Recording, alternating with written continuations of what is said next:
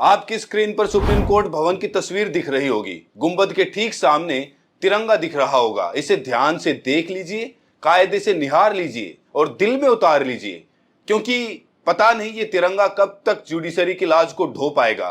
पता नहीं कब कोई अमृतकाल का सिपाही इस तिरंगे को हटाकर वहां भाजपा या आरएसएस का झंडा लगा देगा। ये बात सुनने में आपको अजीब लग रही होगी। लग रहा होगा कि ऐसा कैसे हो सकता है कि सुप्रीम कोर्ट की बिल्डिंग से तिरंगा हटाकर वहां भाजपा या आरएसएस का झंडा लग जाए। तो सवाल बस इतना सा है कि जब भाजपा के प्रवक्ताओं को, बीजेपी के लोगों को खुलेआम जज बनाया जा सकता है और सुप्रीम कोर्ट में जज की कुर्सी पर बैठे लोग खुलेआम जज के प्रवक्ता की तरह बोल सकते हैं, तो फिर झंडा बदल देने में कौन सा रॉकेट साइंस है? अमृतकाल है भाई। ऊपर से मुमकिन है योजना भी चल रही है धकाधक, तो कुछ भी हो सकता है। Everything is possible. इस वीडियो में हम इसी मामले पर बात करेंगे और आपको एक नहीं, दो नहीं, बल्कि ढेर सारे उदाहरण देकर बताएंगे कि किस तरीके से न्यायपालिका की आत्मा में एक विचारधारा को बड़े स्तर पर ठूंसा जा चुका है। और आप तो जानते हैं, एक बार आत्मा बदल गई तो फिर शरीर बदल देने में देरी नहीं लगती। शरीर मरणशील है, आत्मा तो अजर अमर कही जाती है। वैसे तो न्यायपालिका की आत्मा बहुत साल से एक खास विचारधारा की तरफ जाती हुई दिख रही है, मगर अब जब खुलेआम शरीर भी बदला जा रहा है तो बात जरूरत से ज्यादा आगे निकल चुकी है। आज हम बात करेंगे कि कैसे वर्तमान चीफ जस्टिस बी.आर. गवई पूर्व चीफ जस्टिस चंद्रचूड़ से भी 4 कदम आगे निकलते हुए दिख रहे हैं। बातें बहुत बड़ी बड़ी होती हैं, खुद को अंबेडकरवादी कहते हैं, मगर जो कर्म सामने आ रहे हैं उनको देखकर कोई भी कह सकता है कि अंबेडकर होते तो इन चीजों को कतई बर्दाश्त ना कर पाते। बात यह भी करेंगे कि कैसे एक नई व्यवस्था तैयार हुई है कि न्यायपालिका में रहते हुए जो एक विचारधारा की मदद कर रहे हैं, रिटायरमेंट के बाद उनको इनाम देने से बेहतर है कि पहले से जो भाजपाई हैं, जो भाजपा को आगे बढ़ा रहे हैं, मदद की है, सेवा की है, उन्हीं को जज बनाया जाए। यानी अब तक तो रिटायरमेंट के बाद इनाम मिलता था, अब एक नई व्यवस्था लागू हो गई है जो कि भारत के लोकतंत्र के लिए बड़ी खतरनाक है।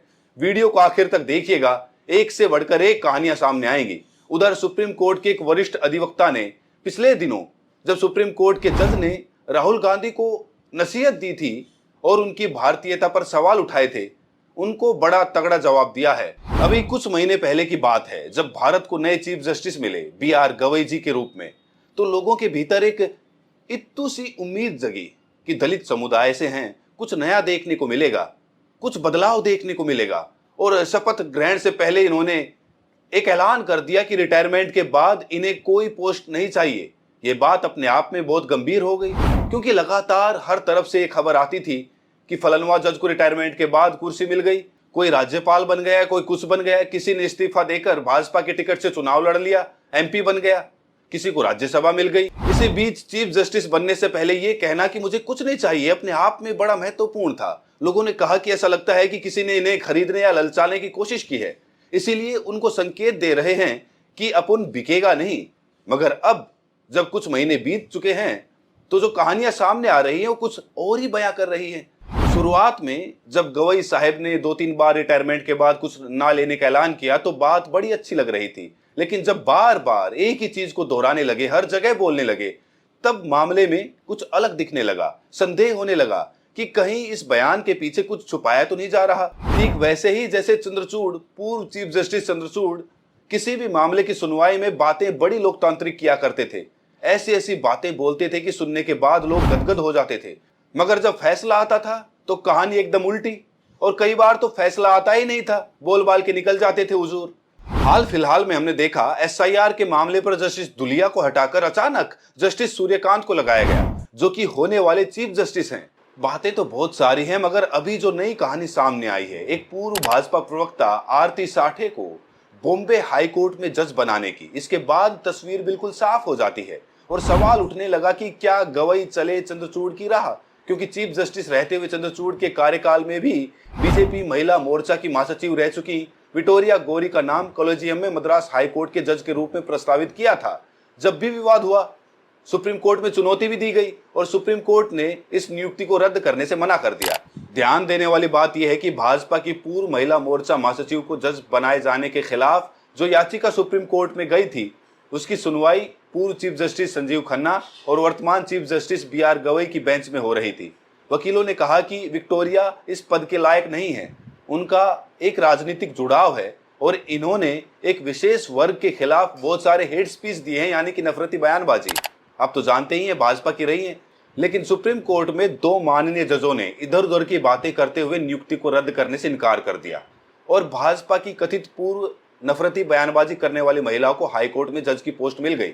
अब नई घटना यह हुई है कि महाराष्ट्र में जो भाजपा कई साल से सत्ता में है, किस तरीके से आप जानते हैं, किसके आशीर्वाद से ये भी आप जानते हैं, उसकी प्रवक्ता रही आरती अरुण साठे को बॉम्बे हाई कोर्ट में जज के रूप में नियुक्ति मिली है। सुप्रीम कोर्ट कलेजियम ने सिफारिश की है। इनका नाम 28 जुलाई को सामने आया था। हो सकता है इस सिफारिश के खिलाफ कुछ लोग सुप्रीम कोर्ट में जाएं और इस बात की पूरी उम्मीद है, बल्कि हमें तो भरोसा है कि जिस तरीके से मद्रास हाई कोर्ट में पूर्व भाजपा मंत्री को जगह मिल गई, इनको भी मिली जाएगी, क्योंकि अमृतकाल है। वैसे भी सुप्रीम कोर्ट में बैठे जज, चाहे हाई कोर्ट में बैठे जज, अगर वो जज बनने के बाद भाजपा का प्रवक्ता बन सकते हैं, यानी भाजपा प्रवक्ता की तरह बोल सकते हैं, तो फिर पहले से भाजपा प्रवक्ता रहे लोगों को जज बनाने में क्या दिक्कत है? आखिर बहुत सारे जज तो बीजेपी प्रवक्ता की तरह ही काम कर रहे हैं। अरे भाई, इलाहाबाद हाईकोर्ट के जस्टिस शेखर यादव याद हैं कि नहीं, बुला गए। इन्होंने मुसलमानों के लिए कैसी कैसी गालियां दी, व्हाट्सएप यूनिवर्सिटी की कौन कौन सी बातें इन्होंने जनता के सामने नहीं रखी, नफरत नहीं फैलाई।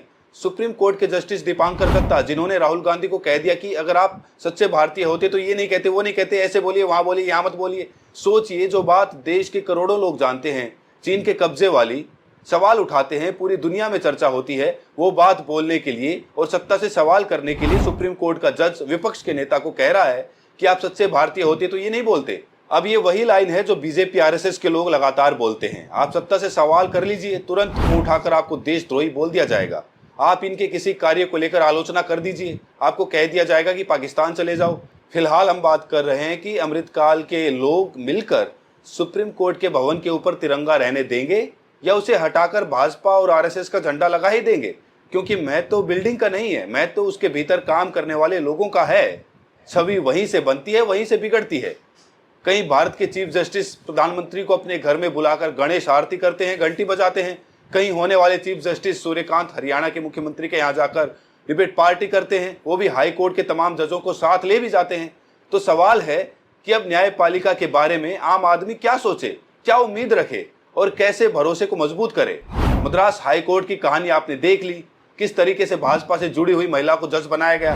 बॉम्बे हाई कोर्ट की कहानी आपने देख ली, पूर्व भाजपा प्रवक्ता का नाम आगे बढ़ा दिया गया है। अब तक हम देख रहे थे कि कुर्सी पर बैठकर जज साहब लोग भर भर के बीजेपी के पक्ष में फैसले देते हैं, बयान देते हैं। ऐसे फैसले आते हैं जो सीधे तौर पर बीजेपी को लाभ पहुंचाते हैं, विपक्ष को ज्ञान देते हैं, सवाल करने वालों को बताते हैं कि क्या बोलना है, क्या नहीं बोलना है, कहां बोलना है, कहां नहीं बोलना। जैसे पूर्व चीफ जस्टिस रंजन गोगोई तो याद ही होंगे, किन किन मामलों में इन्होंने गुजराती जोड़ी को लाभ पहुंचाया, कथित तौर पर उनके फैसलों से सीधे सीधे लाभ पहुंचा, बचाया गया, वो आप सब जानते हैं। सवाल बार बार उठते हैं, आरोप लगते हैं।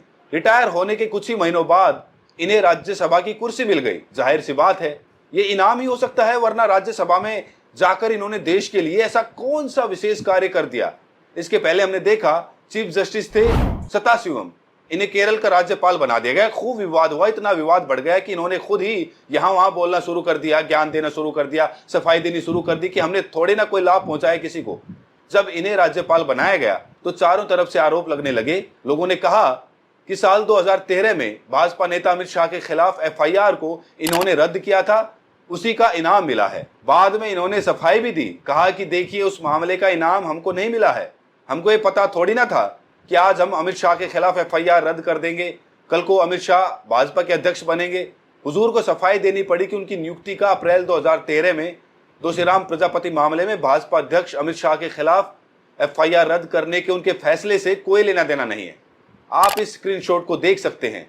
Times of India, the Hindu, Financial Express, इन सब ने क्या क्या छापा। जरा पता लगाइए, बाबरी मस्जिद मामले में जो फैसला आया उसमें 5 जजों की पीठ थी, उसमें किस किस को नाम मिल गया? ज्यादातर को मिल गया, एक को नहीं मिला था। अब शायद उनको भी धीरे धीरे मिलना शुरू हो गया है। कई महीनों से हुजूर बिल्डिंग में यानी सरकारी बंगले में बैठे हुए हैं, हिलने का नाम ही नहीं ले रहे। ये भी तो अपने आप में नाम है। आपको कलकत्ता हाई कोर्ट के पूर्व चीफ जस्टिस गंगू उपाध्याय याद ही होंगे। उन्होंने समय से पहले इस्तीफा देकर भाजपा के टिकट पर चुनाव लड़ा और जब वो कुर्सी पर थे तो कौन भूल सकता है, आए दिन किसी भी मामले में टीएमसी सरकार को लपेट देते थे, हुल जुलूल बयानबाजी करते थे। उनके बयानों को सुनकर लोग आश्चर्यचकित थे कि आखिर ये कर क्या रहे हैं। कुछ मामलों में सुप्रीम कोर्ट तक बात पहुंची थी, मगर जैसे ही उन्होंने इस्तीफा देकर बीजेपी ज्वाइन की और टिकट लेकर चुनाव लड़े पूरी कहानी साफ हो गई। इसके बाद किसी ने सवाल नहीं किया कि मुख्यमंत्री ममता बनर्जी की सरकार के खिलाफ इन्होंने इतनी बयानबाजी क्यों की। वैसे आपको एक और बात याद दिला दें, बॉम्बे हाईकोर्ट वाला जो मामला है जिसमें पूर्व भाजपा प्रवक्ता को जज बनाने की सिफारिश मिल गई है, ये तो अलग है। अभी 3 और नाम हैं जिनकी सिफारिश जल्द ही सामने आ सकती है, लेकिन अभी हम उन नामों को डिस्क्लोज नहीं करेंगे। जब खबर सामने आएगी तब बताएंगे और देखते हैं कि वो नाम आते हैं कि नहीं, क्योंकि चांस है कि वो 3 नाम भी आएंगे और जब आएंगे तो उनको लेकर और विवाद होगा, क्योंकि पहले से विवादित हैं। अगर वो आते हैं तो फिर हम चर्चा भी करेंगे कि कैसे कैसे लोगों को जज बनाया जा रहा है। फिर पूर्व वरिष्ठ अधिवक्ता दुष्यंत दवे याद आएंगे, जिन्होंने कहा था कि जो काबिल हैं वो बैठे रह जाते हैं और नाकाबिल लोगों को जज बनाया जा रहा है। जम्मू कश्मीर से लेकर केरल तक हर जगह ये बातें सामने आती हैं कि एक धर्म विशेष को टारगेट किया जा रहा है। बाकी आपका इस मामले में क्या सोचना है, कमेंट सेक्शन में अपनी राय जरूर दें। बहुत बहुत शुक्रिया दोस्तों।